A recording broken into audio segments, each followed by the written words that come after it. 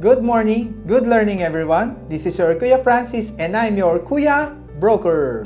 So after natin ma-feature ang Quezon City, pag-uusapan naman po natin ang isang lugar na affordable pero soon to be at sure na mag-a-appreciate po ang value ng property. So guess what? Kung anong lugar po ito? This place is in San Mateo, Rizal. San Mateo, Rizal is just beside the progressive city like Quezon City and Marikina City. If you will compare our vehicle travel from Quezon City Circle, mas mabilis ang pagpunta sa San Mateo, Rizal than going to Fairview and San Jose del Monte, Bulacan. Pero syempre, mas mahal ang properties sa San Jose del Monte, Bulacan at sa Fairview area kasi mas developed na sila at meron na po silang MRT7. Pero if you're looking for a property na may nature vibes pa, malapit sa mall, sa groceries at other commercial areas, San Mateo, Rizal is one of the best place na bumili po ng property. Pero mga ka-property, kahit saan po tayo bumili, lagi po natin tatandaan na mag-due diligence po muna tayo.